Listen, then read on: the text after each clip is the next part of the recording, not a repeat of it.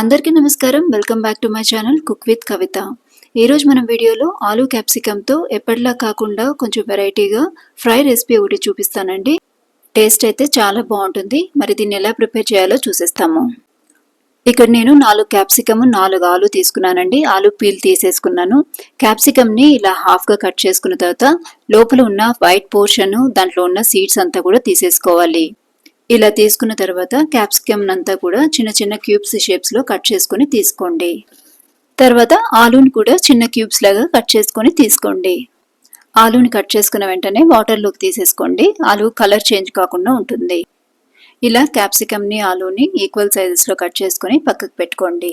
ఇప్పుడు ఒక కడాయి పెట్టుకుని 3 టేబుల్ స్పూన్స్ ఆయిల్ వేసుకుని ఆయిల్ వేడయ్యాక 1 టీ స్పూన్ జీలకర్ర వేసుకోండి.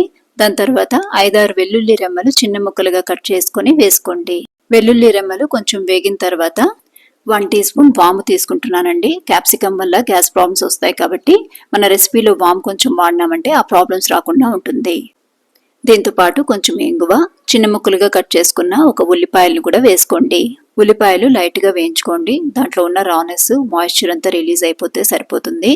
ఉల్లిపాయలు త్వరగా వేగడానికి ఇక్కడ నేను కొద్దిగా సాల్ట్ను కూడా వేసుకుంటున్నాను. ఇప్పుడు చిన్న ముక్కలుగా కట్ చేసుకున్న 1 ఇంచు అల్లము, 2 పచ్చిమిరపకాయలు కూడా వేసుకొని కొంచెంపు వేగనివ్వండి.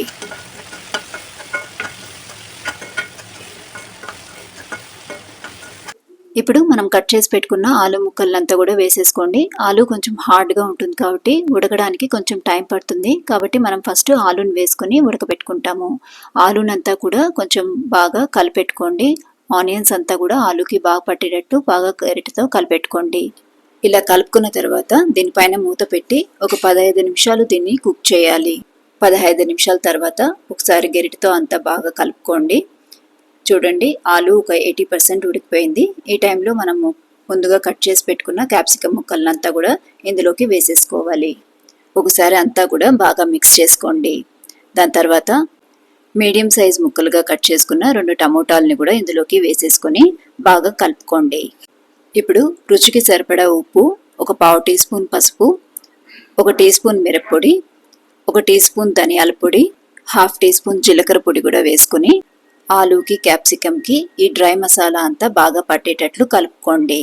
కలుపుకున్న తర్వాత ఇలా మధ్యలో కొద్దిగా గ్యాప్ ఇచ్చి అందులోకి ఒక 1/2 టీ గ్లాస్ అంతా వాటర్ని పోసుకొని మూత పెట్టి ఒక 10 నిమిషాలు దీన్ని ఉడికించండి. ఇలా చేయడం వల్ల డ్రై మసాలా అంతా మాడకుండా ఉంటుంది. మధ్యలో కొద్దిగా వాటర్ పోసి మూత పెట్టాం కాబట్టి స్టీమ్ ఫామ్ అయ్యి ముక్కలంతా ఆ స్టీమ్కి బాగా ఉడికిపోతుంది.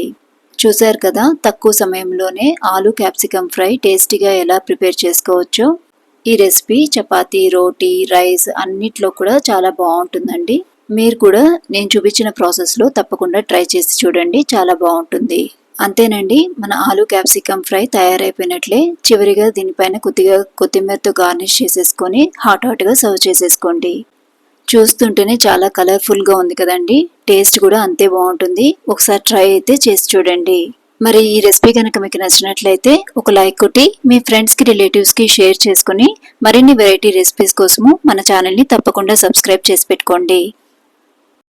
ఈ రెసిపీ మీకు ఎలా అనిపించిందో కమెంట్స్లో పెట్టండి. మరొక కొత్త రెసిపీతో మీ ముందుకు వస్తాను. Thank you for watching. నమస్కారం.